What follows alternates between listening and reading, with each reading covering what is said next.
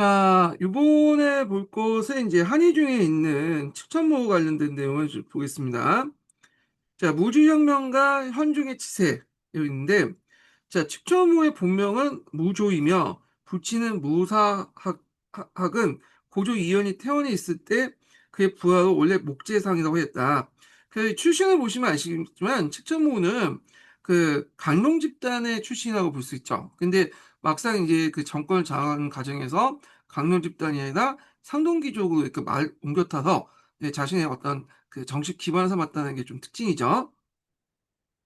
자, 고관의 딸인데다가 미녀였기 때문에 14살의 나이로 태종의 후궁이 되었는데 태종이 죽자 장안의 감원사에 머물렀는데 이 무씨는 다시 후궁을 들인 것은 고종의 첫 황후였던 왕씨였다. 자, 이 왕씨가 이제 왜 그 했냐? 그 당시에 이제 왕씨가 소숙빈하고 이제 뭐 경쟁각에 있었나 봐요.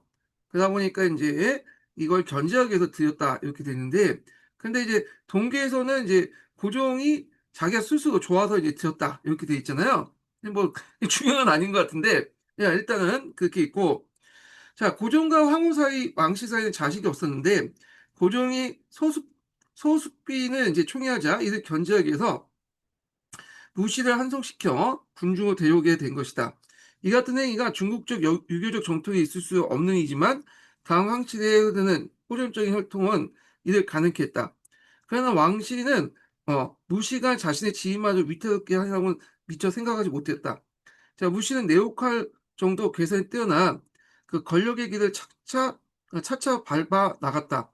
항업 폐리의 원인이 됐던 것이 그 고종과 자신의 사이에 낳은 자식을 자기가 스스로 죽인 다음에 그 죄를 항호에게 뒤집어서 씌운 것이었다.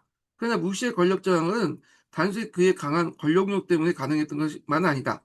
당시 이제 항우의 폐위와 무씨의 옹립을 둘러싸고 조종은 두 파로 나눠졌는데 이는 당파 싸움을 이용해 무씨가 권력을 질 수 있었던 것이다. 당시 항우의 폐위와 무의 옹립을 이제 둘러싸고 이를 반대했던 파는 원로인 장수무기, 저수장, 우진영 이런 사람인데 이 사람들은 이제 강농 집단 애들이고 허경종이나 이인부는 상동기족 출신이었죠. 허경종은 수만 과거 수색가 출신으로서 이민에게 태종의 밑으로 기부한 인물이었고 이인부는 고종이 항태자 시절부터 거느리고 있었던 신하로서 가문보다 고종과 개인의 어떤 관계 깊은 인물이다. 그래서 이 문제는 강론 집단 대 비강론 집단, 문벌 대 비문벌이라는 양태를 띠게 되었다. 결국 이 대립은 군대를 장악하고 있던 이적이 항해 폐립을 고종 개인의 문제에 돌리면서 무우 측의 이제 승리로 결말지었다. 무우가 정권을 잡게 되자 인재 등용에 뛰어났다는 후대 정평대로 과거 출신의 관료가 대거 등용을 했는데 과거 출신의 는 되게 서력 지주였다. 그러니까 상동 귀족이라고 보시면 되겠습니다. 자, 그래 655년에 무우가 왕후가 되자 반대파는 모두 자천되고 당초 이래로 이제 원료들은 권력을 상실하게 됐다. 자, 무우는 고종의 배후에서 고종의 정벌을 관여하기 시작했고 674년에 고종을 청한 무우를 천우라고 부르게 했다. 바로 이 인물부터 고종이 병이 들자 정무는 무우가 독단적으로 처리하게 되었다. 자, 683년에 고종이 죽고 무우가 낳은 중종이 뒤를 이었지만 무우의 노용을 사서 제에 올라 있던 나는 불과 54일에 불과했고 동생 예종의 황제가 되었다. 그러나 실제 정치는 여전히 무우의 손에 의해 좌지우지되었다. 기록에 보면 무우가 여기 뭐 예종하고 중종 외에도 그 위에 2명 정도의 그 아들이 더 있었나 봐요. 그래서 그 첫 번째 아들과 두 번째 아들은 그 무우의 뭐냐면 눈 밖에 나가서 죽었다고 하거든요. 그러니까 그 무 자신이 죽인 거야. 독살 시킨 거죠. 자, 그러나 실제 정치는 이제 무의 손에 의해서 좌지우지되었고 684년 이경호의 반란을 계기로 밀고의 문을 열어 밀고가 장려됐는데 밀고자 중에 그 관리가 발탁된 데는 생월래와 내주신 등 홍리였다.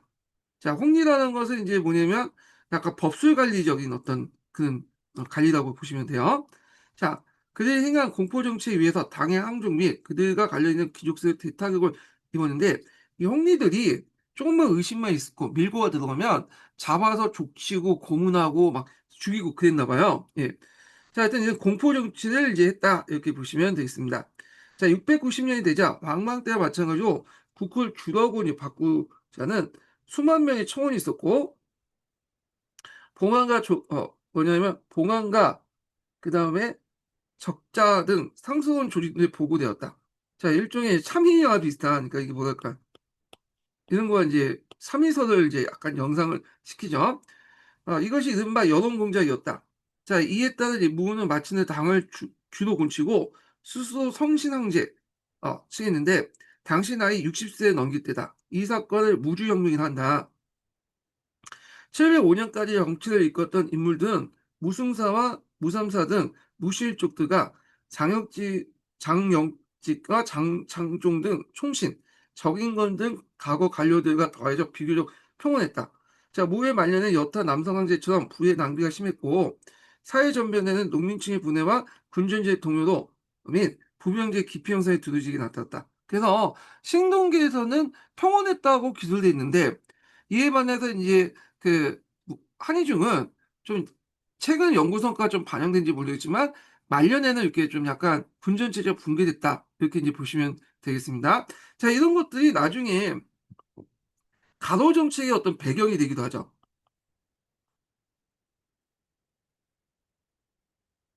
자, 중종이 이제 복위한 당정은 재건되었다. 자, 뭐 이렇게 있고. 자, 그래서 이제, 있고, 중종도 제2의 무후가 되려고 한 위후에 의해서 독살되었다. 그 이제 예종의 셋째 아들 이dun기의 거명에 위후일파가 제거됨으로써 혼란은 종료됐고요. 이 과정에 무후의 막내 딸 태평공주도 참여해 일시 세워 펼쳤지만 712년 그 예종의 양해를 받은 이용기, 즉 현종에 의해서 일소되고 성당이라고 불리는 현종의 개헌 치세가 개막되었다. 이렇게 이제 보시면 되겠습니다. 자, 그 밑에는 이제 무와 위후의 이제 평가에 관련된 내용이죠. 그래서 무와 위후의 정권 장악을 후대 역사가들은 무이하 또는 여하라고 불렸는데 이건 남존 여비 사상을 농후하게 보여준 것이다. 자, 무주혁명의 의의가 있는데 무주혁명은 그 문벌 귀족을 대신해서 신흥 계층이 정권 등장하는 데 있다. 자, 무후에서 현종 시기에 걸쳐 가골 출신 관료들이 대거 등극했고 현종은 초년에 기강과 엄정히 바로잡아 농민생활 안정을 줬고 호구수도 당대의 최절정인 900만 호에 이르는 경제적으로 안정되었다. 그래서 현종 때 가서 이 호구수가 제일 절정을 이뤘죠. 그렇지만 더 안산이라는 이유를 꺾었죠. 그래서 그 앞에 태종 때 치세가 좀 약간 조작됐다는 느낌이 든 게 아까 지금 좀 태종 때는 현종에 비해서 뭐냐 호구수가 그렇게 많지 않았거든요. 그렇기 때문에 사회경제적으로 안정되지 못했다. 이걸 이제 볼 수 있는데 현종 때 이제 이게 호구수가 이게 뭐냐면 정, 고점을 이뤘다는 거는 현종 때 가서 사회경제적으로 안정됐다라고 이제 판단될 수 있는 거죠. 자, 그래서 이 호구수의 변화 관련된 내용은 그 사사의 내용이 있어요. 거기 한번 찾아서 이제 내용을 좀 보시고요. 자, 하여튼 이렇게 이제 이 치세를 개원의 치세라고 한다. 이렇게 있군요. 개원의 치세는 이제 그 보통 현종이 두 개의 연호를 사용했죠. 개원하고 첨보인데 그 초창기 때 이제 현종이 사용했던 연호가 개원이에요. 그래서 이제 그 개원이라는 연호를 따서 개원의 치세를 했고요. 그래서 현종은 초창기 때는 되게 정치를 잘했어요. 근데 이제 후반기 때 첨보 연간에 들어가면서 이제 그 양귀비를 만나면서 좀 약간 정치를 개판을 쳐놨죠. 자, 그래서 이제 이를 이룩한 것이 명제상 평판이 높은 요순과 송경이었는데, 자, 이들은 모두 무후시대 때 과거에 합격했던 인물이다. 앞에서 얘기했지만, 무후시대 때 과거에 합격했던 사람들이 일종의 이제 현종시대 때, 이렇게 여러 가지 업적을 세웠다. 이렇게 보시면 되겠습니다. 따라서 무주혁명 성과는 현종 시대에도 계속 이어졌다. 자, 그러나 현종의 치세의 후반기인 첨보 연간에는 정치의 실적을 내고 도구에 몰두해 부를 낭비했다. 그래서 정치도 총신이었던 이డిం보와 이제 한 가지 고역사 유명하죠. 예. 그래서 이제 맡겼고 장안 동쪽 고유에 하청지가 있어요. 이게 상당히 유명한 관광지죠. 양귀비와 사랑에 빠졌다. 원래 양귀비는 자기 그 아들의 부인이었죠. 예. 그래서 이 양귀비 부인인데 자기 아들 며느리를 이제 눈에 띄어가지고 이제 와가지고 자기가 이제 갖고 아들은 저 병방지역으로 보냈죠. 예. 그래서 이런 것들 볼 때 며느리를 이제 그 후궁을 삼는다? 이런 발상은 그 정통적인 유교 국가에서는 있을 수 없는 거예요. 정통적인 한족 국가에서는. 그래서 선비족 국가의 피를 받은 그런 선비족의 영향을 받은 뭐 당왕조 때는 가능했다라고 이제 평가를 하고 있는 사람들이 많죠. 자, 그래서 이제 이렇게 꼭 그 합창시 옆에 있으니까 한번 이제 좀 보시면 될 것 같고요. 우리나라하고 관련된 게 이 백거의 장안가라는 게 있는데, 장안가는 이제 그 양귀비하고 현종의 어떤 이제 사항얘기를 이제 읊은 서사시잖아요. 그래서 요게 이제 이런 서사시 형태가 우리나라도 영향을 줘가지고 그 당시 동명왕평에도 영향을 줬다. 뭐 이렇게 이제 연결돼서 이제 보시면 되겠습니다. 자, 그래서 이제 이렇게 해서 이제 했다가 갑자기 율령의 연역과 특색이 있는데 이건 건너뛰고 좀 나중에 읽을게 이게 맥이 안 맞아. 예. 그 신문제 같은 경우에도 나중에 좀 다시 읽고요. 정치사부터 쭉 읽어보겠습니다. 거기는 자, 몇 페이지 펴보시냐면요. 일단 이게 도중에 갑자기 해야 되는데 어, 건너뛰어가지고 알록산 남부터 이제 좀 볼게요. 자, 이 알육사는 소고도 계통의 혼혈이로서 그 당시 이제 평로족도상 양화대에 있다가 사후에 이제 그 평로족도사가 되었고요. 병양이나 하동절도사까지 겸임을 했다는데 절도사의 그 등장은 예종 그 현종 시기 때 절도사의 등장은 군전제와 어떤 그 부병제 붕괴 때문에 그런 거죠. 사회 경제적인 어떤 배경 관련된 내용은 좀 이따가 사회사 할 때 좀 같이 연달아서 보기로 하고요. 이 정치적인 흐름만 좀 볼게요. 자, 이후 번양절도사와 하동절도가 결렬하여 변진을 장악했고 시하의 병력이 당조 전체 병력 37%에 닿았다. 자, 이후 이제 755년에 자기하고 이제 사이가 안 좋았던 그 양국춘이라는 인물이 등장하니까 결국에는 이제 뭐냐 반란이 있겠죠.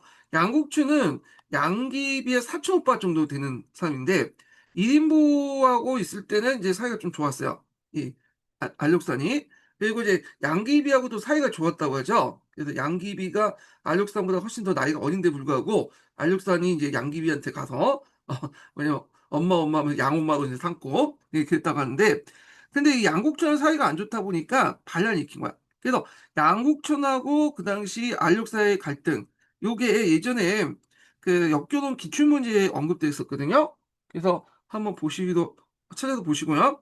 자, 그는 한 달 만에 낙양을 점령하고 그 다음에 반년 만에 장안을 점령해서 대원이라고 건립했다. 이게 안사의 난이죠. 예. 그래서 이제 이 안사의 난 관련된 내용인데 요 안사의 난은 한번 쭉 한번 어떻게 사건의 전개 과정이나 이런 것들을 이제 좀 챗GPT를 통해서 좀 살펴보기도 하겠습니다.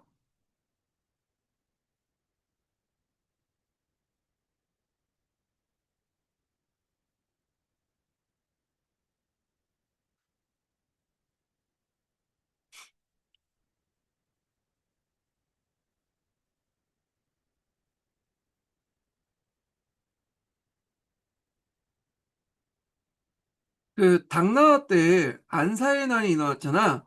그 안사의 난에 대해서 좀 설명해 줘.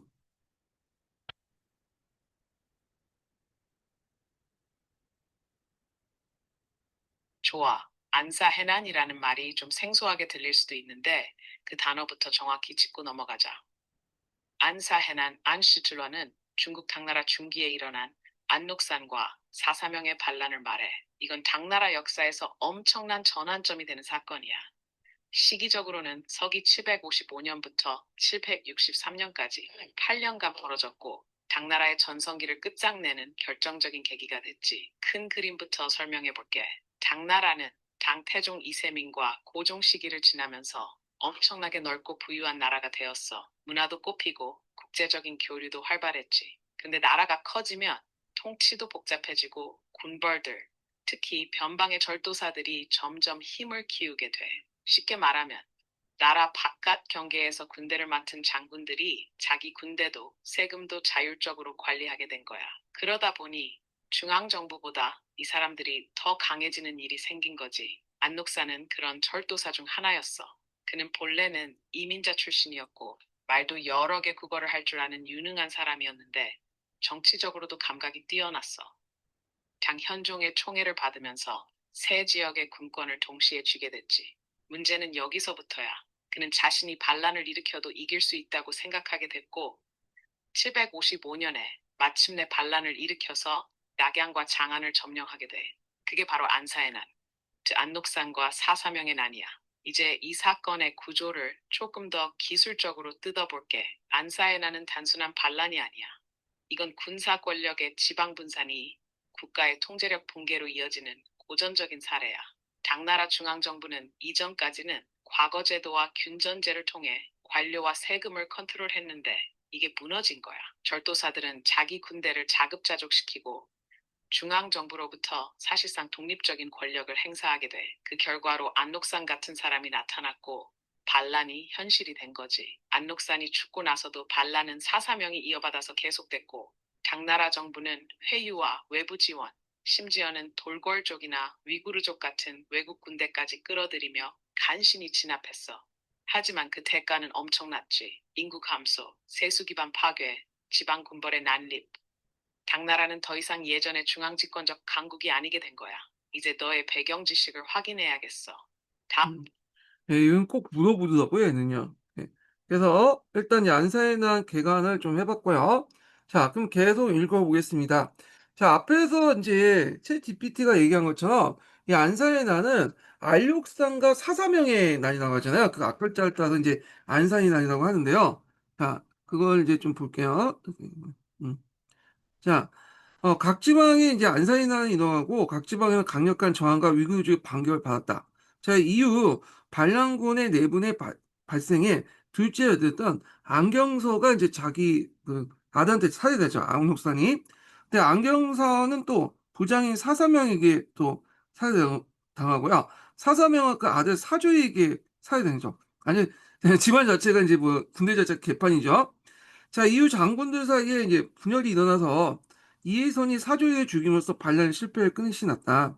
그래서 이 9년 동안의 하북 지역의 전란을 몰아놓은 이 반란의 영향은 매우 지대했다. 자, 일단 호구수가 반란 전에 890만 호에서 반란 직후에 295 격감했죠. 이게 격감했다는 이유가 뭐 많이 죽었다는 이유도 있지만 전란 중에 사람들이 이제 뿔뿔이 흩어지고 국가력이 이제 통제를 제대로 못하니까 파악할 수 인원이 290만 호밖에 안 됐다는 거예요. 그래서 이 290만 호도 주로 어느 지역에서 이제 파악되냐? 강남 지방에서 이제 주로 파악되죠. 그래서 강북 같은 게 이미 절도사 세력들이 이제 장악을 했기 때문에 이 강남 지방에서 독일 이제 뭐냐면 파겠다, 그 장악했다. 그 강남 지방만 이제 당 중앙 정부에서 장악된 상태였다는 거죠. 그럼에도 불구하고 이제 강남이 그 당시에 이제 강북의 어떤 생산량 능가하기 시작했기 때문에 그래도 당나라 그 후에도 한 100년 동안 계속 유지될 수 있었던 게 요 강남을 장악을 했기 때문이다. 이렇게 보시면 되겠습니다. 자, 그래서 이제 반란전부터 궁핍했던 재정이 한층 더해졌다. 또 반란에 가담했던 절도사들이 거의 그대로 그 지역을 장악한 채 분권적 행동을 취했다. 게다가 부병제는 완전히 무너져 모병제로 전환됐다. 조용정은 이제 완전히 붕괴됐으며 이게 나중에 양세법과 이제 연결됐죠. 자, 그래서 이렇게 해서 이 당주의 중앙집권적 통치 체제는 이제 새로운 지배 방식의 전환 없이는 더 이상 종속이 불가능했다. 이렇게 이제 있습니다. 자, 그 다음에 이제 동계를 좀 볼게요. 동계에 이제 관련된 현종과 안사에난 관련된 내용을 이제 좀 보겠습니다. 제가 이제 그 쭉 강독을 할 때 이제 뭐냐면 그 정치사를 쭉 보고 나서 사회경제사, 문화사 이런 식으로 해서 이렇게 좀 주제별로 이렇게 쭉 한번 볼게요. 그래서 왔다 갔다 하면 정신이 없으니까 일단 정치사 개관하고 나서 사회경제사, 그다음 문화사 이렇게 이제 따로 나눠서 보겠습니다. 자, 여기 보면 이제 몇 페이지 표시냐면요. 어, 이게 몇 페이지야? 317페이지 펴보세요. 예. 아까 이제 첫 번째 단락부터 읽었죠. 두 번째 단락을 보겠습니다. 현종은 그 통치 전반적인 개원 시대에는 의욕적인 선정을 베풀고 명제사인 요순이나 송경, 장구령 같은 걸 등용해서 활기 넘치는 국정을 했다. 자, 정치적으로 문벌귀족색을 억제하고 인재를 널리 등용을 했으며 경제적으로는 호구의 증가와 농업 생산을 발전을 했다. 호구가 이제 절정을 이뤘다고 하죠. 자, 군사적으로는 훌륭한 장수를 선임하고 병경을 안정을 도모하니 사회 전체가 번영을 누려 역사상 개헌의 치세를 일컬어지게 되었다. 특히 현종의 개헌 첨보 시대 때 사회 경제적 번영은 인구와 호수에도 잘 나타났고 이때의 수도 장안. 장안은 예전에 한번 기출문에 나왔죠. 그래서 8세기 때 기준으로 볼 때 장안은 그 제1의 도시라고 보시면 돼요. 장안, 바그다드, 콘스탄티노플 이렇게 이제 세 개 도시가 이제 큰 도시인데 장안은 이제 유교를 이제 중국의 어떤 유교 문화권이 있는 거고 바그다드는 이슬람, 그다음에 콘스탄티노플은 기독교 이렇게 이제 세 개의 이제 큰 문화권의 중심지였다. 이렇게 보시면 되고요. 그래서 이 수도 장안 관련된 내용이 예전에 기출에 나왔으니까 한번 눈여겨보세요. 국제도시로 발전해서 외국인의 내용과 국제적인 문물 교류가 활발히 추진되었고요. 또 이 시대의 학자와 예술가 다수 배출돼서 이 시대의 성당이라고 하죠. 보통 당나라의 문화를 이제 나눌 때 그 네 시기도 나누죠. 예. 그래서 초당, 그 다음에 성당, 중당, 만당 이렇게 나오는데 요 당나라 현종 때 문화가 이 성당이에요. 제일 번성했던 문화다. 그래서 이백인이 뭐 두본이 다 요 시대 때 나왔던 시인들이죠. 그러나 개원 시대의 번영도 차츰 어두운 그림자가 들기 시작했다. 즉 당제국의 기반이 됐던 율령 체제가 이미 이제 무너지기 시작한 거죠. 예. 그래서 율령 체제 붕괴는 먼저 균전제에 비롯됐으나 현종 때 폭발적인 인구 증가로 더 이상 농민들이 나눠줄 땅이 없다 보니까 더 가속화됐고, 그래서 균전제는 현종 개원 말 안사의 난위에 붕괴되고 이후 균전 농민을 더 이상 부병을 징병하기 어렵기 때문에 부병제를 버리고 모병제를 전환했다. 그래서 예전에 한번 시험문에 나왔던 것이 그 균전제에서 모병제로 이렇게 전환되는 그 가도기 관련된 내용이 예전에 나왔죠. 뭐 학기제인가? 이런 게 나왔잖아요. 요건 나중에 좀 제가 이제 또 다 정리를 해보겠습니다.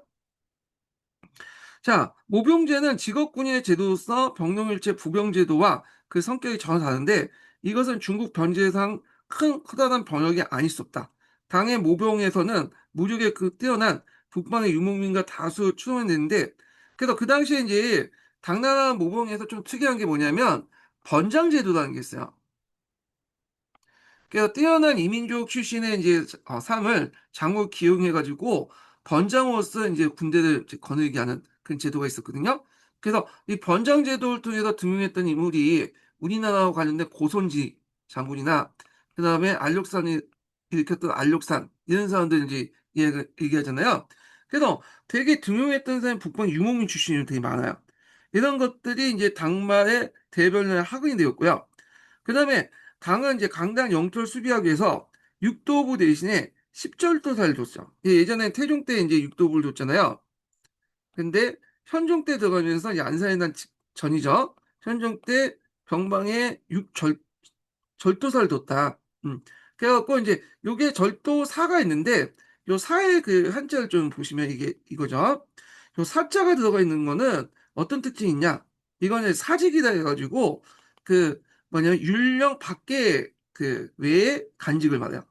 그러니까 원래 임시간직이죠. 율령 외에 그냥 임시간직으로 있다가 나중에 이제 영구히 정착된 간직들이라고 하는데 그래서 당나라 중기 때부터 이 사라는 간직이 많이 돼요. 뭐뭐사, 탁지사, 뭐 절도사 다 이게 뭐냐면 율령 밖에 이제 간직 체계예요. 그래서 이 말은 뭐냐? 율령 체제가 더 이제 뭐냐 점점 이제 붕괴되고 있다. 이렇게 볼 수가 있죠. 그래서 절도사라든지 뭐 이런 것도 율령이 없는 내용이야. 예. 그래서 이제 이렇게 있고 자, 하여튼 이 십절도사를 설치하고 용병의 모집과 훈련을 절도사에 맡겼다.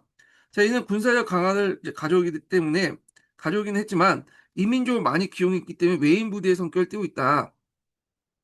자, 그리고 이제 이러한 군사적인 변화는 안사의 대난과 당말 5대 절도사의 행포를 가능케 했으며 북방 민족에 하락하게 되는 활약하게 되는 정복 왕조의 추전을 가져오게 됐다. 자, 안사해나 관련된 내용 보겠습니다. 현종은 천부 그 시대 때 접어들면서 장기간의 집권 결과 정신적 해이함과 왕비가 죽자 점차 정치의 실증을 느끼기 시작했다.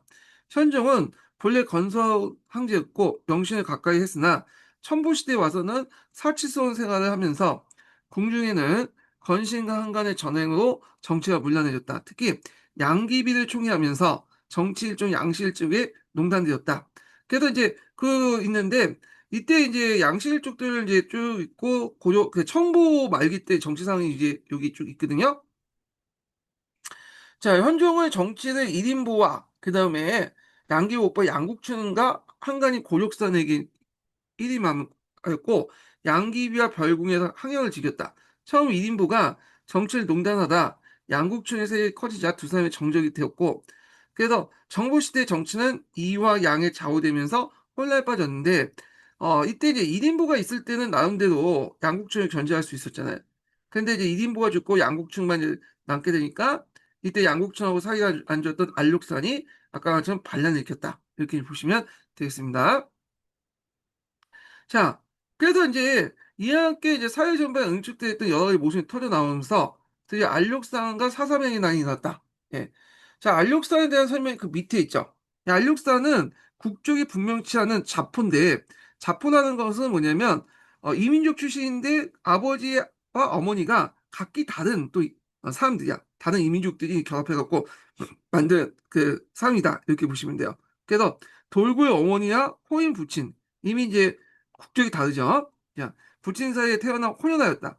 그는 거구로 재치가 뛰어나고 교활하며 여러 나라 언어를 또 구사하면서 중개무역에서 경제 기반을 마련한 후 유주절도사 시하의 병사가 되었다. 이 사람은 한문을 읽지는 못하는데 되게 다국어를 되게 잘했다고 해. 여러 언어를. 그래서 다문화 어떤 이제 그 체험자, 다문화의 어떤 환경에 이제 있었던 사람이었다. 이렇게 보시면 될 것 같고요.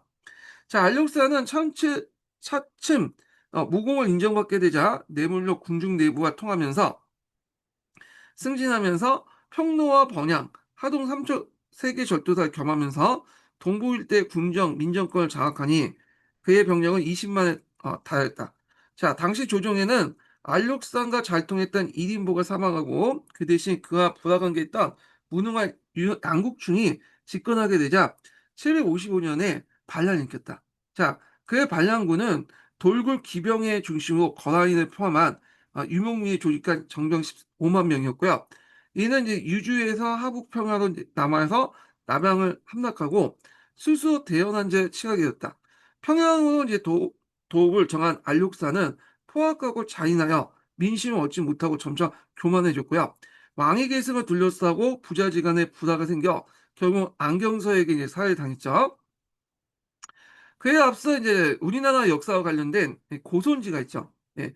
이 고손지가 동간을 지켰으며 방고는 장안 진출에 일단 저지됐다. 이 동간은 한라산 지역에 있었던 중요한 요충지죠. 그래서 요걸 점령해야지 하중 지역이나 간중이나 이런 지역으로 뭐 강남 쪽으로 이렇게 쭉 밀고 내려가는 요충지인데, 자, 하여튼 요게 이제 고손지 장군이 있었는데 이때 이제 고손지 장군이 강군 강군은 이제 그 군대를 감시하는 관리인데 주로 이때 그 당나라 때 강군은 저 한강을 임명했잖아요. 그래서 한강 번영사의 모함으로 진중에서 현종의 명령을 처형되자 마침내 수도 장안을 함락되었다. 그래서 이제 이렇게 했고 고선지 관련된 내용이 좀 있죠. 그래서 이 고선지 관련된 내용을 좀 보겠습니다. 예전에 탈라스 전투 관련된 내용이 이제 나왔기 때문에 한번 또 나올 수가 있죠. 네. 그래서 이제 그는 본래 고구려 사람으로 20세 안서 사진의 장교가 됐고 무공을 세워서 안서 도가 되었다. 747년에 보병과 기병 10,000명을 이끌고 파밀론 공원을 넘어서 토본을 점령하고 대식국 등 이때 대식국이 어떤 의미인지 모르겠어요. 그때 대식국은 그 사화산 이슬람 왕조를 얘기하는 것 같은데 보통 이제 대식국 같은 게 또 이슬람 왕조들 중에 아바스 왕조 같은 거거든요. 아바스 왕조를 복수시킨 건 아닌 것 같고 문맥상 볼 때. 자, 하여튼 뭐 72개국의 당에 복속도 했고 그 다음에 이 전공은 안소도 및 안서 사진절 도사가 되었다. 자, 750년에는 그 당시 이제 이게 뭐야? 다시 서역을 원정하고 사라센과 탈라스 호반에서 이제 싸웠으나 패배를 했고, 자, 이걸 계기로 해갖고 이제 중국의 제지법이 서방에 전파됐죠. 예. 그래서 요 기억을 해두시고, 예전에 기출 관련된 문제가 나오잖아요. 그래서 요 아바스 이 사라센군과 탈라스 전투에서 싸운 게 이게 아바스군이야, 이게. 자, 그래서 이때 이 안사해난 때 토적 원수 부장으로 섬주에 주둔했다가 아까 얘기처럼 남양이 함락되고 동간을 후퇴하여 방주에 임했으나 강군으로 파견된 한간 범연성의 무고로 현종의 노용을 사서 처형당했다. 이렇게 이제 보시면 되겠습니다. 그래서 이게 751년에 일어난 이 탈라스 전투가 있거든요. 이 타라스라고 되어 있는데 하여튼 뭐 그 전투에 대해서는 예전에 기출문에 나왔기 때문에 한번 또 파악을 좀 해보도록 하겠습니다.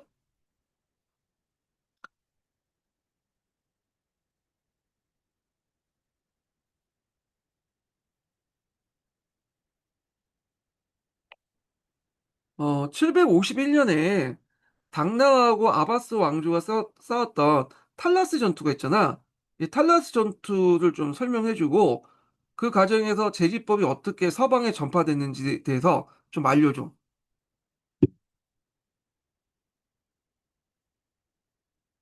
좋아, 탈라스 전투는 단순한 전투 이상의 역사적 전환점이었어. 왜냐면 이 전투가 공서 문명의 기술 전파, 특히 종이 제조법, 즉 제지법이 중국에서 이슬람 세계로 넘어가게 된 결정적인 계기가 됐기 때문이야. 고대 글로벌 충돌, 탈라스 전투의 개요.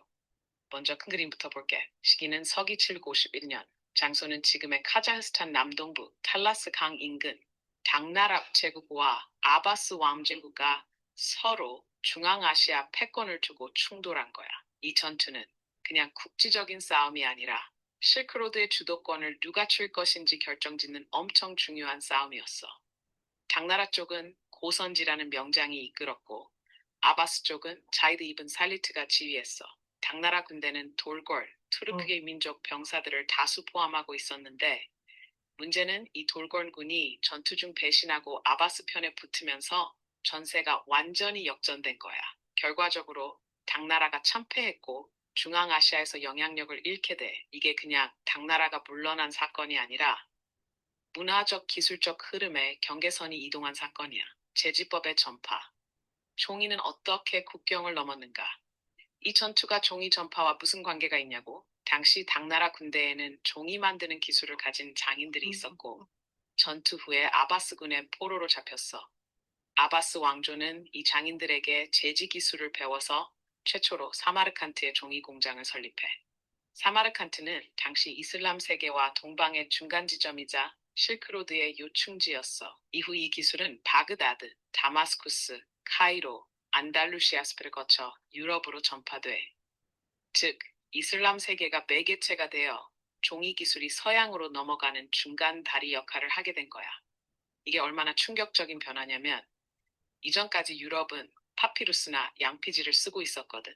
종이는 훨씬 싸고 대량 생산이 가능해서 지식의 보급, 체계 제작, 행정체계, 학문적 발전 같은 모든 분야에 폭발적인 영향을 줘. 나중에 구텐베르크의 인쇄술과 결합되면서 유럽 르네상스, 종교개혁, 근대과학 혁명으로까지 이어지는 지식대혁명의 씨앗이 여기서 뿌려진 거야.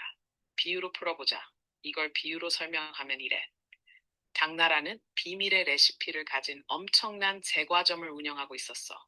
근데 전쟁에서 밀려서 레시피를 들고 있던 제빵사들이 경쟁 업체의 포로로 잡힌 거야. 이 경쟁 업체는 레시피를 익힌 뒤 자기가 있는 동네에서 공장 돌리기 시작했고 곧 그 주변 도시들까지 디저트 가게가 퍼지기 시작한 거지. 결국 원래 제과점은 중앙시장에서 밀려나고 신흥 디저트 강국, 이슬람 세계와 유럽이 전 세계로 뻗어나가게 된 셈이야. 이제 한 단계 들어가 보자. 제지 기술의 핵심 기술적 구조, 즉 당시 중국식 종이 제조법이 정확히 어떤 원리로 작동했는지, 그리고 왜 그게 이슬람과 유럽에서 혁신으로 받아들여졌는지. 예. 그래서 여기까지 해서 이제 한번 탈러스 전투하고 제지법 전파 관련된 내용을 봤고요. 계속 이제 강덕을 두고 해보겠습니다. 자, 그러면 이제 다시 이제 앞으로 돌아와서 안사해나 관련된 내용을 볼게요. 자, 여기 보면 이제 볼게요. 자, 그 당시 이제 현종의 수도를 뺏긴 현종은 사천으로 도망을 가게 되죠. 그리고 학대자 제의를 계승해서 숙종이 되었다. 예. 그래서 숙종, 그 다음 대종 때까지 이 안산이난이 일어나죠. 그래서 숙종 관련된 내용은 예전에 한번 기출문제에 그런 이제 소금 전매제 관련돼서 한번 언급됐던 방이고요. 자, 그래서 한편 돌굴주제 사사명은 전세가 이제 불리해지자 한때 당에 항복했다가 다시 반란을 일으켜 당군을 이제 격파한 후에 안경설 죽이고 황제를 자칭했으나 그도 또한 부자간의 암투로 자기 아들 사조이에게 살해당했고 반군 세력 은 크게 약화되었다. 자, 이단 대란 중에 조정에서는 현종과 숙종이 잇따라 사망하고 대종이 즉위하죠. 그러면서 위구요. 이때 이제 안사해난에 진압하는데 큰 공헌을 했던 그 세력이 위구요족이었어요. 예, 요거 좀 같이 기억을 해두시면 될 것 같아요. 낙양을 회복하고 반란을 진압했다. 자, 그래서 이 8선간에 계속된 안사의 대란은 국가 질서의 근본을 파괴했다. 먼저 당의 율령체제가 붕괴되면서 균전제가 장원제가 바뀌면서 이에 따라 부병제가 모병제가 전했다. 요거는 이제 교과서적인 내용인데 보통 안산을 계기해가지고 여러분 알다시피 균전제가 장원제로 그 다음에 부병제가 모병제로 그 다음에 이제 뭐 조용조가 양세법으로 이렇게 이제 바뀌었다고 돼 있잖아요. 근데 이미 안사의 난 이전부터 이게 조금씩 붕괴되기 시작했고 요 안사의 난 때 결정적인 타격을 받아서 완전히 이쪽 바뀌었다. 계기가 됐다는 거. 어떤 이제 그 촉진을 하고 완전히 몰락시키는 어떤 기점이 됐다는 거지. 안사의 난 때문에 뭐 다 그런 게 아니라 예전부터 그렇게 조금씩 변하기 시작했어요. 근데 이 안사의 난이후 그런 것들이 더 촉진됐다. 네, 이렇게 이제 보시면 되겠습니다. 자, 뿐만 아니라 군번의 등장을 절도사들이죠. 당의 귀족체가 몰락하면서 황제도 군벌 세력과 한간에 의해서 폐입되었다. 그래서 나중에 당나라 중후기 때 들어가면 한간이 군사권을 장악하죠. 그래서 이제 이걸 이제 한간에 의해서 뭐냐면 황제가 폐위를 당하고 교체가 되는 형상이 돼요. 그래서 한간대는 이제 당나라 그 황제들 뭐라고 불렸냐면 문생천자다. 예, 문생이라는 것은 예전에 이제 시험을 보는 그 사람들 있잖아요. 제자들이나 아니면 이제 시험을 보는 사람들 있죠. 그래서 이런 사람들 문생에 지칭했잖아요. 그러니까 우리가 황제를 뽑아줬다 그런 의미죠. 자, 또 세 번째로는 하북 전역의 대란의 14인 결과 다수의 유민이 생기고 이후 이제 유민들은 고향을 떠나서 각자 떠드는 객코가 되었다. 그 일부는 신행지주들의 전호도 전락했거나 자, 다른 일부의 절도사 시야에 용병으로 들어갔는데 이때 이제 유민이 발생하고 객코가 되는 형상은 안사의 난이 이전부터 있었어요. 예. 그렇기 때문에 안사의 이전에 뭐 가도 정책을 통해서 그 유민들을 이제 차단해서 이제 호족을 등록시키려고 했던 그런 것들을 하려고 했잖아요. 예. 근데 이 안사의 난 때는 더 그게 심했다. 이렇게 보시면 되겠고요. 그 다음에 안사의 난 때 대단으로 인구가 격감을 초래했다는 거죠. 그래서 인구를 격감했다는 것은 이제 중앙정부가 인구 파악을 제대로 못하고 있다는 걸 얘기하잖아요. 자, 그 다음에 이제 안사의 난은 종래 중국의 사회에서 흔히 있던 오합지졸의 이제 농민반이 아니라 이민족이 주체가 되어 군벌이 가진 조직적인 군사활동이었죠. 그러면 이 난은 당황제 체제뿐만 아니라 남북조 시대에 이래 발전했던 사회 지배 체제인 귀족계층을 송도일 때 붕괴시키고 당말 5대의 사회적 변화를 거쳐서 송대 서민사를 여는 계기가 됐다. 그러니까 귀족 체제가 붕괴되면서 안사의 난이나 항소의 난 이렇게 귀족 체제가 붕괴되잖아요. 그러니까 그 자리를 이제 지방에 있었던 이제 형세후 계층들이 어, 채우 채워 나가죠. 그리고 이들이 송나라 때 가거제를 통해 사대부가 됐던 계층들이다. 이렇게 보시면 되겠습니다. 자, 그다음에 당제국의 이제 붕괴는 동아시아 국제 질서에 지금 큰 변화를 일으켰고 이제 당나라 초창기 때는 주변에 기미 정책을 통해서 여러 유목민족들 통제가 됐잖아. 근데 그런 통제가 이제 제대로 안 되다 보니까 이때 이제 당나라 체제 안에서 기미 체제 안에서 당나라의 어떤 문화나 간직책이나 이런 것들을 습득했던 이런 그 유목민족들 등등이 뭐냐면 나중에 이걸 바탕으로 정보광조에 출연하게 된 배경이 되었다. 이렇게 이제 보시면 되겠습니다. 자, 그 다음에 절도사 관련된 내용을 이제 볼게요. 절도사 등장과 당제의 붕괴 관련된 내용을 좀 보겠습니다. 자, 요거 하기 전에 이제 절도사 세계 등장 과정을 이제 좀 봐야 되는데 요거는 이제 뭐냐면 사회경제사하고 또 연결돼 있어요. 이제 뒤에 있는 그 내용하고 또 연결돼 있는데 이게 서로 연결돼 있기 때문에 일단 왜 이런 절도사들이 등장했는가 그걸 이제 파악해야 되겠죠. 그거는 앞에서 얘기한 것처럼 그 군전 체제가 이제 뭐냐면 붕괴되면서 그 당시 그와 연동된 부병제가 더 이상 할 수가 없잖아요. 그러면서 이제 가독을 거쳐서 이런 절도사들이 등장했다. 이렇게 좀 기억을 해 두셔야 될 텐데, 요거를 한의중하고 동계에 이제 왔다 갔다 이제 그 흩어져 있어갖고 그 내용이요. 이걸 제가 이제 한번 정리를 좀 해봤어요. 그래서 요 정리한 내용을 이제 좀 보겠습니다. 일단은 절도사 등장 배경에서 이걸 보기 전에 잠깐만요.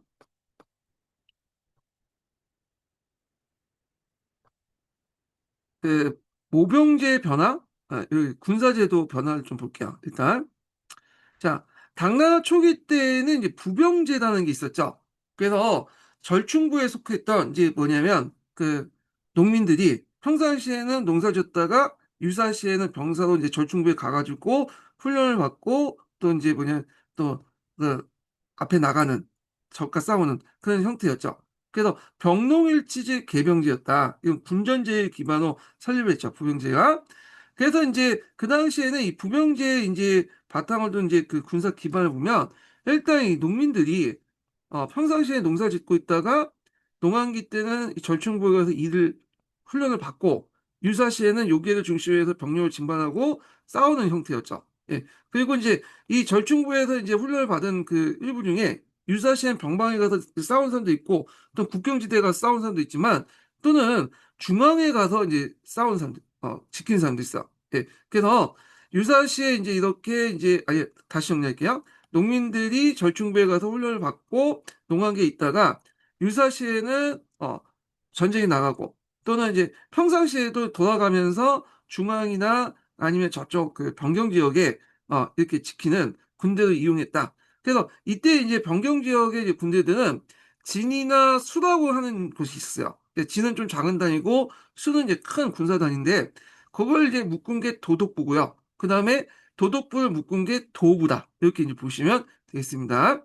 자, 그래서 이때 이제 장안에 그다음 전국에 절충부를 두고 그러면서 용감한 농민들 선발해서 이들에게 각종의 세금을 면제하고 혜택을 부여하면서 이들 병사로 이용을 했고 대신에 땅도 나눠지게 되죠. 그래서 절충부의 이제 그 부병들은 매년 일정 기간 동안 순병을 전해서 장안의 위사가 되거나 중앙군이 되거나 병경방어에 가갖고 진수의 이제 기지에서 방인, 병방을 지키는 그런 국경을 지키는 군대로 이제 근무했다. 자, 그리고 부병으로 나가는 동안 양식이나 생활 무기들은 국가로부터 지금 군전에서 많이 했어요. 그래서 부병을 나갈 동안 이제 자기가 필요한 것들은 다 군전에서 많이 갖고 그리고 그동안 이제 세금도 이제 면제해주고 뭐 그렇게 했던 거죠.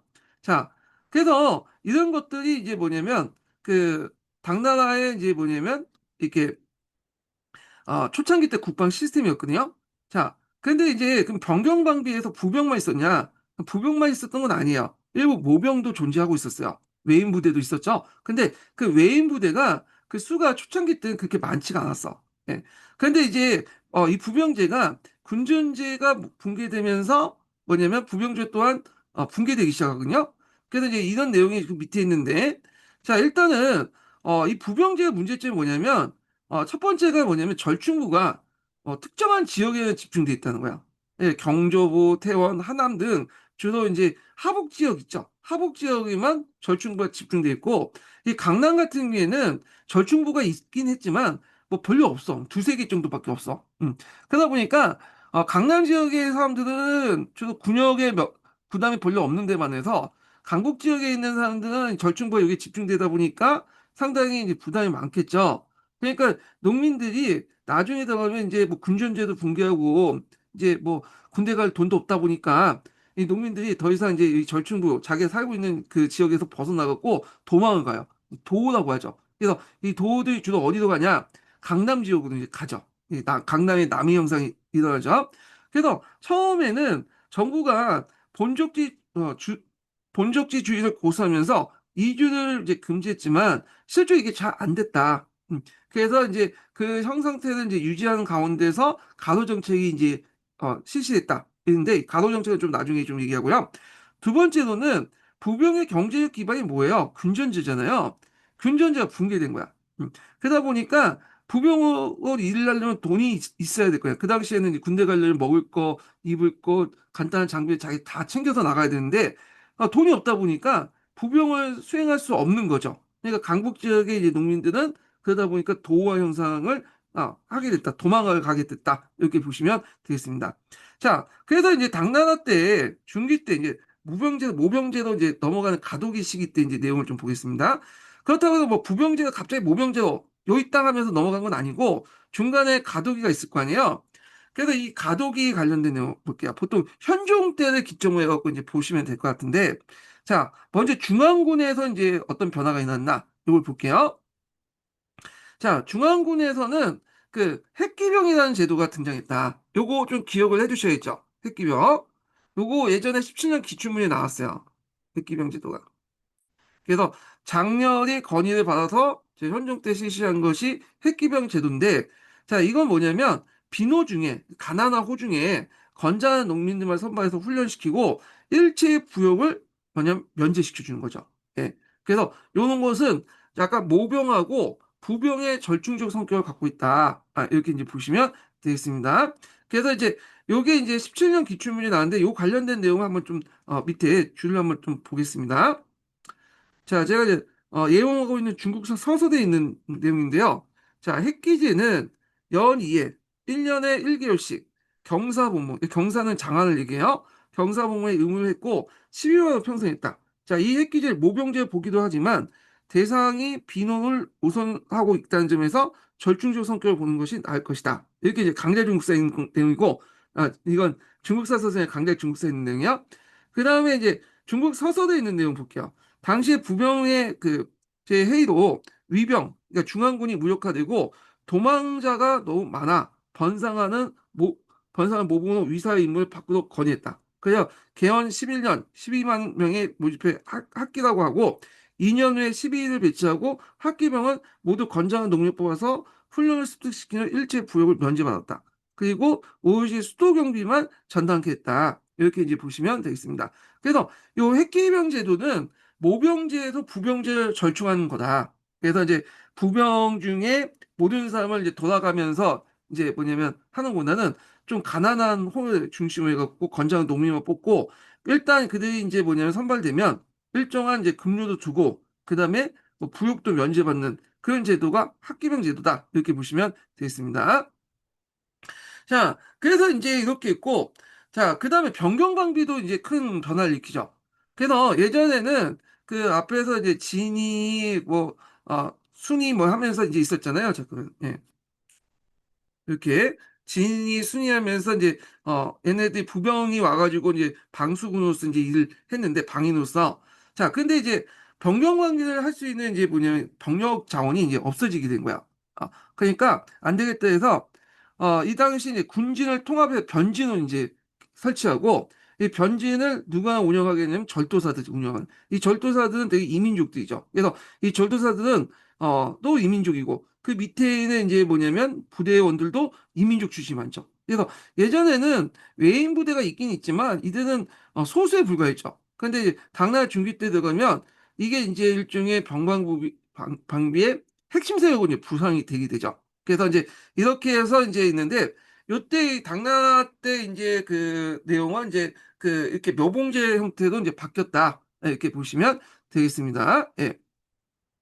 자, 그러면서 이제 건화제라는 걸 운영하게 되는데, 자, 건화제는 이제 뭐냐면 병방의 직업군인제와 장정거나 장기 복무를 하는 것이 이제 합쳐졌다고 이제 해요. 그래서 이제 뭐 이렇게 있는데, 이거는 각자 보시고, 지방관 같은 경우에는 그 단련병원 이제 담당하게 되죠. 그래서 토착 지역의 분홍의 건장한 자재들이 선방해서 농한기 때 군사훈련을 받고 그 지역 안에서 만드는 거야. 그러니까 예전처럼 뭐 수도 가거나 병방에 가서 그런 게 아니라 항토 예비군처럼 그 지방 자체로 이제 지키는 부대가 이제 지방군 이런 식으로 이제 했다 이렇게 보시면 되겠습니다. 그래서 여기에서 제일 문제가 됐던 것이 뭐냐면 학기병 제도가 문제가 된 건 아니고 요게 문제가 됐던 거죠. 그래서 그다음에 번진 체제가 만들어지면서 이제 직업군인들이 와서 이제 활동하게 되는데 이들은 이제 장정 건화병이 상당히 수가 많이 차지하고 있고요. 그래서 이제 이들은 이제 직업군으로서 오랫동안 근무하게 되고 그리고 이들은 이제 모시는 상관 절도사 그 이민족 그 수장에게 절대적으로 이제 충성을 하는 그런 것들 때문에 나중에 안사의 난의 어떤 배경을 제공해 줬다. 이렇게 이제 보시면 되겠습니다. 자, 그래서 요게 이제 내용을 이제 보시면 될 것 같고요. 자, 그 다음에 이제 절도사의 등장 과정을 이제 좀 볼게요. 예.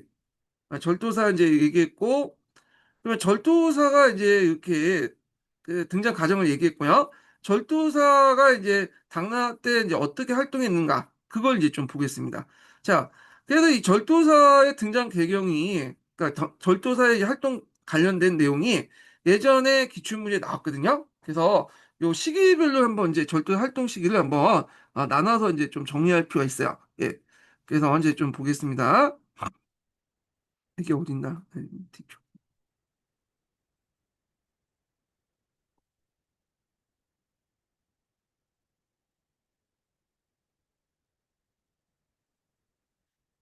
자, 절도사의 등장과 당제가 볼게요. 일단은 절도사들이 이제 어떻게 이제 이렇게 그 구성되어 있나 이렇게 볼게요. 일단은 절도사들은 번진의 최고 지도자를 절도사 얘기해요. 예, 앞에서 얘기했지만 당나라 중기 때 종전에 이제 그런 진, 수 대신에 이런 이제 뭐냐면 군진을 몇 개 묶어서 번진을 만들었다고 했잖아요. 예.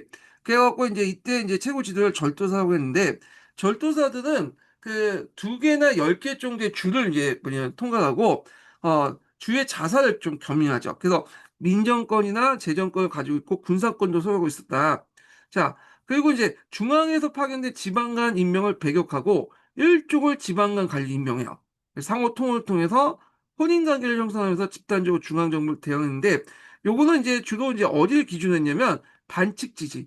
그러니까 절도사도 이제 뭐냐면 어 당나라 왕조에 충성하는 그 절도사들이 있는데 반해서 그렇지 못한 조사들이 하복 지역에 많았거든요. 이걸 반칙 지지라고 하는데 뒤에 좀 얘기했지만 자 이들이 이제 뭐냐면 이런 이제 구조를 가지고 있다 이렇게 보시면 돼요. 통치기구는 일단은 이제 여기 보면 여러 주를 이제 뭐냐 통치를 하잖아요. 그 중에 핵심 주가 있어. 그래서 핵심 주에 변진의 좀 수도 역할을 하는 해부가 있어요. 해부. 그래서 해부에 있는 지배기구를 주원이라고 하고요. 그 다음에 이제 이렇게 있고, 그 다음에 이제 번진 영역 전체에는 절도사들이 각각 지방 기구도 있을 거 아니에요. 그때는 사원이죠. 그래서 해부에는 주로 이제 뭐냐, 해부에 있는 지배기구로서 그 주원은 일종의 수도 역할을 하는 거고, 그 다음에 사원은 각 지역의 뭐냐면 그 일종의 지방 중심지 역할을 했다. 이렇게 보시면 되겠습니다. 일종의 지방 행정기구 이렇게 이제 보시면 되고요. 자, 변진의 번종들 보면 그러니까 변진에 있는 그 군대들이 다 같은 그 군대는 아니거든요. 그러면 이제 이걸 반칙 지지를 기준으로 해서 보면 크게 이제 세 개의 이제 부대로 나눠볼 수 있어. 그 앞에서 말한 것처럼 당중기 때 단련병이라고 하는 애들 있죠. 단련병들은 마을에 있는 항토 예비군들이야. 그 얘네들은 그 절도사와 직접적인 관계에 있는 애들이 아니야. 그 마을에서 그냥 자체적으로 자기 지역만 지키는 민병대 같은 그런 역할을 이제 했던 게 단련병이기 때문에 있고요.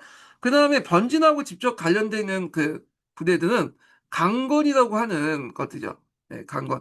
이게 이제 얘네들이 이제 중추인데 강건은 이제 직업 군인들이에요. 얘네들은. 그래서 강군도 두 개로 나누는데 그 당시 외진군하고 아중군이 있어요. 그래서 아중군은 해부 그러니까 이제 번지에서 중추기관의 주의를 지키는 이제 중앙군이라고 보시면 돼요. 중앙군.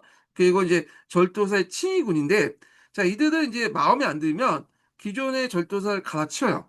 그래서 이런 것들이 하극상이 되게 많이 나는데 이것을 뭐라고 얘기하면 교병화라고 해요. 병사가 교만해졌다. 뭐 이렇게 했는데 자 이런 교봉화 현상들이 많이 일어나니까 그다음에 절도사들이 이 아중군의 반란을 막기 위해서 또 그 안에 친해군을 또 만들어. 그래서 아중군도 자신의 어떤 직속 부대지만 얘들이 못 믿으니까 그 안에서 또 똘똘하고 자신에게 충성을 하는 그런 애들 또 만들어 놓은 게 가병이에요. 그리고 이들이 또 가병도 쿠데타를 일으킬 수 있잖아요. 그걸 못하기 위해서 가부장. 그러니까 이제 아버지와 아들 관계, 그러니까 양아들하고 양아버지 관계 이런 식으로 맺는 형식으로 그들의 충성심을 확보하려고 했거든요. 예. 그런 것들이 있다는 걸 좀 기억을 해두시고요.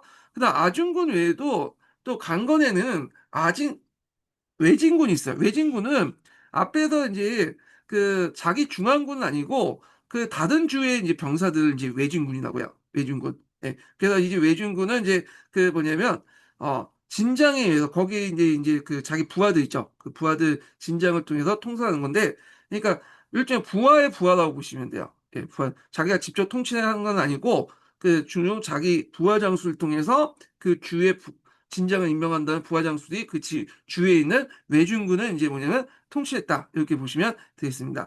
자, 그러면 요 관련된 내용을 이제 내용을 한번 읽어볼게요. 자, 여기 중에 이제 아중군하고 그다음 가병제도 관련된 내용은 이제 있는데 요거를 이제 좀 한번 읽어보겠습니다. 자, 아중군은 우수한 병력과 대우도 좋았는데 그 당시 자신의 생활 기반이 매우 뭐야 이거 그 매우 민감했다. 예, 민감이죠. 자, 이들은 자신들 뜻에 부합되지 않으면 출정을 거부하거나 절도사까지 폐립하고, 그다음 아군의 장교 중에 세 절도사를 또 옹립해서 자신들의 욕을 관철시켰다. 그래서 심지어는 야심이 있는 자는 스스로 절도사 지위를 강탈하는 등 번진 내부에 완전히 하극상을 세웠다. 이렇게 이제 보시면 되고요. 그 다음에 이제 그 대표적인 게 이정기라는 사람이 있잖아요. 이정기도 자기 사촌형이 절도사가 있었는데 사촌형을 이제 제거하고 아중군을 선동해갖고 자기가 이제 그 지역을 상동 지역을 장악을 했던 인물이죠. 자, 그 다음에 이제 여기 가병제도 관련된 내용을 좀 보겠습니다. 당시 번진 병력 중 강건과 가병으로 구성되는데 강건은 모병제를 통해서 군에 들어갔던 일종의 직업군이었는데 번진 병력의 주육을 이뤘다. 그리고 가병은 절도사의 개인적 사병을 할 수 있는데 이 가병들은 절도사와 의제적 부자 관계를 맺고 절도사의 신병 공호를 맡았으며 전투 시엔 최정예 부대도 항소했다. 이렇게 보시면 돼요. 자, 그래서 이제 이렇게 그 가병들과 이제 가부작 관계를 맺는 거 이런 거는 중국의 정통적인 어떤 관계는 아니죠. 이거는 이제 주로 이민족, 특히 돌골 계통의 민족들, 이제 유목민족들, 얘네들이 이제 했던 그 관계들인데 이런 것들이 절도사에서 그와 다른 가병사에도 보인다. 이렇게 보시면 되겠습니다. 자, 그 변진체제 구분을 이제 볼게요. 자, 변진체제는 이제 크게 세 시기로 구분할 수 있어요. 그래서 이제 좀 보면 초창기 때는 번진 시기 출발부터 해갖고 안산한 전까지. 그때 이제 안산한 전까지는 번진들, 그 절도사가 통치한 번진은 그 당시 이제 그 주로 외방에 있었죠. 외방에. 예. 그 10개 지역에서 변경만 있었잖아요. 근데 안산이 끝난 후에부터는 이제 내지 변진 시기가 들어가요. 그래서 이걸 다시 또 내진 변진 1기, 또 2기 이렇게 이제 나눠볼 수 있는데 자, 안산의 난이 끝나고 나서 또 이제 안사에 끝나고 나서 절도사들이 이제 힘이 강해졌잖아요. 그때 이제 안사의 끝나고 나서 절도사들이 세 가지 유형이 있어요. 여기 보면 분립지향형, 이게 반칙지지라고 이제 하는 거죠. 그래서 얘네들이 뭐냐면 중앙의 권력으로서 당나라를 인정하긴 해요. 자, 그런데 당나라한테 적대적이야. 그러니까 이제 뭐라 할까요? 인정은 하는데 중앙 정부로서 인정하지만 말을 잘 안 들어. 이런 사람들이 이제 분립지향형인데 주로 대표적인 이제 그 절도사들이 하북 지역에 있는 하북 삼진을 얘기하죠. 자, 그래서 얘네들은 겉으로는 당나라한테 충성을 행사하지만 실질적으로 자기 마음대로 이제 운영을 하죠. 그래서 독자적인 징세와 사법, 군사권을 소유하고 있었고, 그래서 이제 이런 하북 삼진을 중심으로 해서 이런 것도 있었고요. 그리고 이제 재정 구조를 보면요. 먼저 세금을 거두면 유주라고 해서 그 보통 이제 절도사 안에서도 여러 이제 주들이 있잖아요. 그 주들 중에 이제 그 자체 경비로서 이제 쓰고 그 중에 일부를 이제 그 해부 그러니까 절도사가 있는 주에 이제 보내죠. 이게 유사라고 하고 그 다음에 또 일부는 상공으로 이제 중앙정부에 보내야 되는데 문제는 상공을 하지 않아. 그래서 물자를 다 절도사가 독점을 해버려.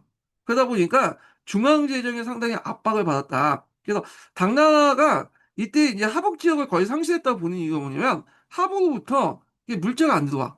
그래서 어디에서 들어오냐? 강남에서 들어오죠. 강남의 순지에서 되죠. 자, 그다음 두 번째 유형은 분리지향형은 그래도 형식적으로 당나라 정부를 인정하죠. 근데 이 권력지향형은 아예 당나라 정부를 부정을 해요.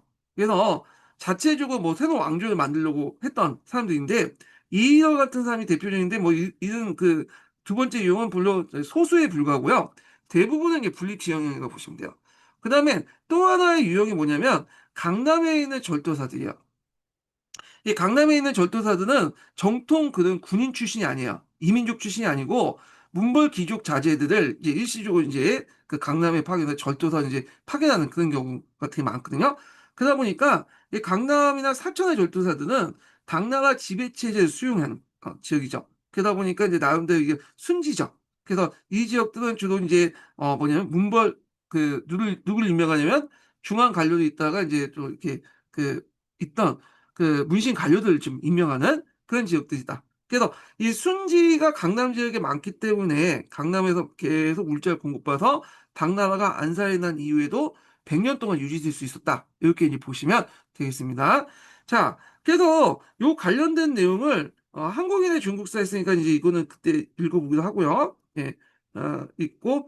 자, 그 다음에 그러면 당나라 조정 입장할 때는 요 그 반칙지지를 순지로 만드는 게 좋을 거 아니에요. 그래서 이제 요걸 이제 하기 위해서 순지화 작업을 하게 돼요.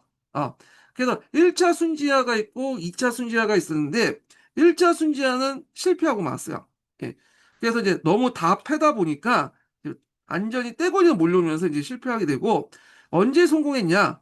2차 순지화 때 성공했죠. 그래서 이제 이걸 뭐라고 얘기하냐면 원화 중흥이라고요. 2차 순지화를 계기로 해갖고 절도사들을 일단 깔아 뭉겼거든요. 예. 이게 예전에 한번 시험 문제 나왔죠. 그래서 요 관련된 내용들 좀 기억을 해두시면 될 것 같고요. 자, 그러면 이 원화 순지 때 왜 원화 중흥 때 왜 이게 그 원화 연간 때 이게 2차 순지화가 이제 성공했냐? 요걸 이제 보면요. 군대 개혁이 있어. 일단 얘들을 이제 그 절도사들을 억누르면 중앙군이 강화해야 되잖아요. 그래서 징봉과 다세를 제 재정적 기본으로 해갖고 신체군을 만들었어요. 이게 어느 정도 성공했다. 그래서 징봉이라는 것은 이제 뭐냐면 뒤에 얘기했지만 순지에서 파견된 이제 그 절도사들이 그 당시 앞으로 이제 중앙 걸고 올라가야 될 거 아니야 중앙 간지고 그러다 보니까 그 당시 중앙에 있는 한간대에 잘 보이기 위해서 뇌물을 갖다 바쳤어요. 그걸 이제 징봉이라는 이름으로 갖다 바쳤는데 징봉은 그 당시에 이제 주에 이제 운영하는 그 운영비를 뭐냐 절감해 갖고 남는 거를 갖다 바치는 걸 징봉이라고요. 근데 이게 너무 갖다 바치다 보니까 중앙 지방 재정이 고갈이 돼버린 거야. 그래서 나중에 군사 반란도 일어나고 그런데 이건 나중에 얘기하고요. 그다음에 그 당시 당나라 때부터는 차를 이제 습관적으로 마시는 그 풍습들이 이제 확산이 되죠. 그러면서 차가 그 당시에 중요한 세원으로 등장했어요. 그래서 차의 전매제를 실시하면서 다세를 이제 부과했는데 이걸 바탕으로 해서 이제 중앙군이 신체권을 강화시켜 나갔다. 이렇게 보시면 되고요.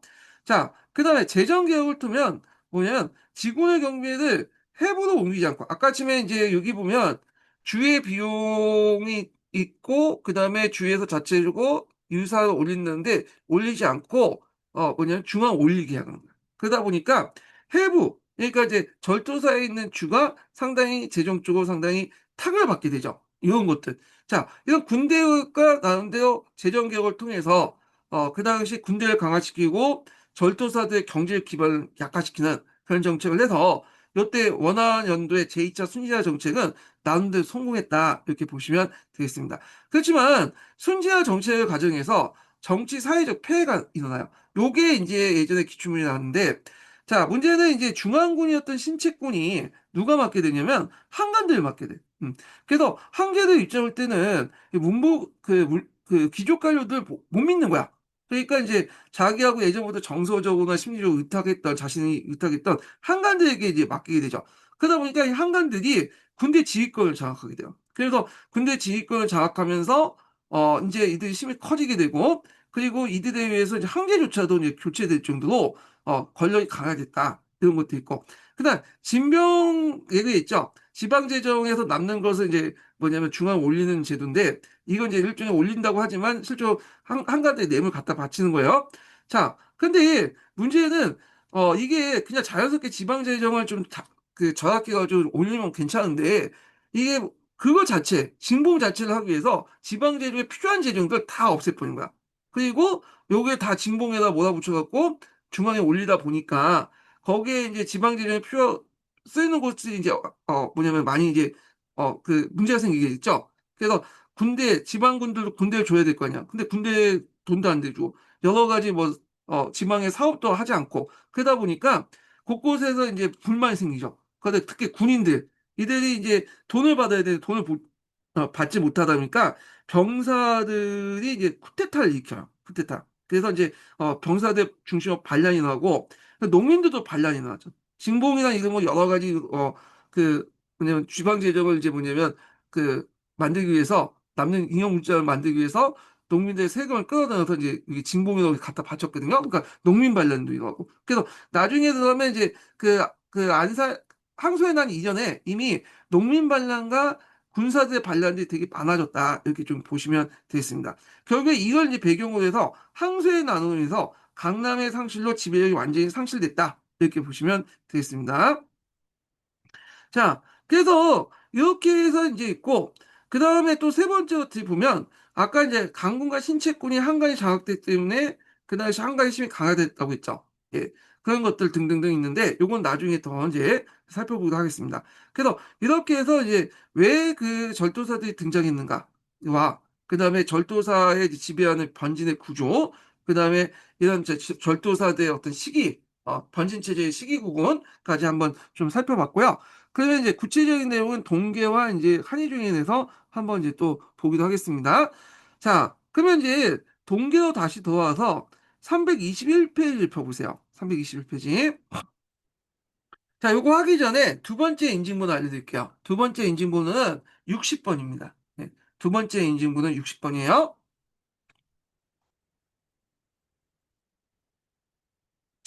자, 안사의 난은 거욱 진압되었으나 이는 당의 군사적에 의한 완전한 평정은 아니었다. 당은 반란 세력을 완전히 소멸시킨 군사력이 없었기 때문에 오히려 이들과 타협한 소극적 해유치를 썼다. 그래서 안사의 난을 진압하는 과정에서 위구르의 어떤 도움도 받았고 그 다음에 또 그 당시 그 안사의 난 밑에 이제 일어날 때 그 밑에 있는 부하장수도 있을 거 아니야. 부하장수들이 당나라에 많이 기부했어요. 그래서 당나라 입장에서 이들도 필요했기 때문에 그들이 기부해 오면 항복해 오면 그들이 가지고 있는 병력이나 어떤 지배 영역 그들이 인정을 해줬죠. 자, 그러다 보니까 이제 이들이 나중에 안산이라는 진압한 후에도 계속 살아남아서 하복 지역을 장악하게 되죠. 그래서 항복한 장수 이에서는 유주의 노동절도사로, 정승사는 위박절도사, 자, 이보시는 성덕전도사에 이제 임명했고 그들의 기색을 꺾지 못했다. 자, 이들은 당제국이 끝까지 대항을 세우고서 하복삼진이라고 한다. 그래서 앞에 하복삼진은 반칙지지라고 했죠. 반칙지지. 그래서 이제 안사에 난 평정에 참가한 일반 장수들도 절도사로 승진시켜주니 종래 병방에만 설치됐던 절도사가 내지까지 확대됐다. 내지 변증기까지 이제 보시면 돼요. 그래서 내지 변증기는 크게 1기로 나와. 원화중흥 이전에 1기, 원화중흥 이후에 2기 이렇게 이제 보시면 될 것 같고 이들 1기 때는 반칙지지가 상당히 많고 이들을 어떻게 순지화시키려고 이제 했다고 순지화시키려고 하려고 했죠. 자, 뿐만 아니라 절도사는 주의 관찰사를 겸하면서 군사는 물론 민정과 재정, 사법권을 마음대로 행사하게 되는데 이건 마치 지방의 반독립적인 어떤 국가 같은 세력이 되었다. 대표적인 사람이 이정기라는 사람이죠. 제나를 세웠죠. 아니, 상동 지역에 제나는 그런 독립된 거의 뭐냐 반독립적인 왕국을 세웠잖아요. 자, 그 다음에 이제 절도의 군사기는 사부, 즉, 막부다. 원래 막부는 이게 그, 일본에만 있는 걸 있지만, 원래 막부란 것은 그냥 뭐냐면 군사 진지를 얘기하는 거야. 총사령관 있으면 그 총사령관 주변에 이제 뭐냐면 싸울 때 그 장막을 두르고 싸우는 이제 본부가 있을 거 아니에요. 그걸 막부라고 하거든요. 그래서 보통 이게 군대 위에서 세워진 그 정부를 막부라고 이제 하죠. 막부. 그래서 이런 의미에서 쓰이는 것 같아요, 지금. 그래서 절도사시아의 주력 부대는 아군이 이제 하는 정예군이고, 대부분 절도는 사부에 이제 성안에 건강한 성안을 쌓고 막부를 설치하고 아군을 주둔시켜 막강한 군사를 행사했다. 요거는 좀 약간 줄여서 얘기하는 거야. 그래서 제가 앞에서 요약한 거 있잖아요. 절도사의 구조 중에 여기 보면 이제 그 절도사가 있는 주를 해부라고 하는 주가 있는데 해부가 있고 그 기구가 주원이고요. 나머지 이제 절도사 영역의 다른 주들은 이제 사원이라고 해서 지방 행정기구가 있다라고 보시면 되고 그 다음에 여기에 이제 강건이 주인데 보통 아군이라는 사람은 아해군과 아준군을 얘기한 건데 여기에서는 아군이라고 하지만 실제로 아준군을 얘기해요. 여기 아준군. 얘네들 얘기고 지방에 파견되어 있는 자기 부하 장소에서 통제되는 그런 병사들은 외진군이라고 하죠. 아해군이라고 하는 애들이다. 이렇게 이제 보시면 되겠습니다. 아휴, 자, 보면 되고요. 계속 읽어볼게요. 자, 절도상 그 지위가 자손에게 세습되었다. 따라서 절도자 사망 후에는 자손 중에는 실력 있는 자가 마음대로 세습을 했고 정부는 이를 추인할 뿐이다. 자, 이와 같이 절도사 할고 시대는 당말까지 계속되었고 항소의 난 이후에는 더욱 그세력이 커져서 수도 장원의 근방을 제하고는 전 국토가 절도사 세력에 놓이게 되었다. 자, 그래서 이제 여기 잠깐 보시면 내지 변전기에 이제 보면 이게 크게 1기와 2기도 있다고 했죠. 그래서 이 반칙 지지가 상당히 큰 세력이었고, 2기 때는 이게 이제 원화의 순지화 과정 통해서 순리가 됐는데,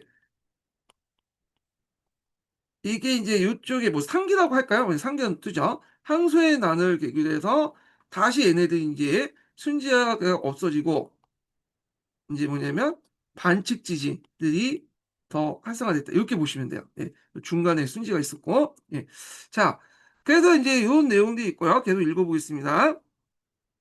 절도사의 항일권은 정치적으로 당 제국의 중앙 집권체를 붕괴시켰고 지방 공권을 촉진시켰으며 이로 인해서 이제 당왕제의 국가 질서는 근본적으로 무너지면서 사회 경제적 피해가 더욱 심각해졌다.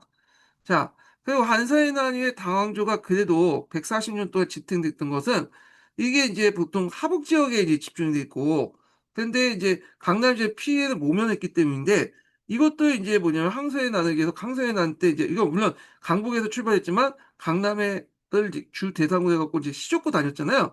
그러면서 이제 강남이 통제에 상실했기 때문에 결국에 몰락을 하게 되죠. 예. 자, 그 한간의 전행과 이제 문생천자 관련된 내용을 이제 보기 전에 요거와 관련된 또 한의조 관련된 절도사 관련된 내용을 이제 좀 보겠습니다. 자, 번지의 설립과 구조 내용을 볼게요. 예. 자, 요거는 좀 쉬었다가 또 진행을 해볼까 합니다. 예.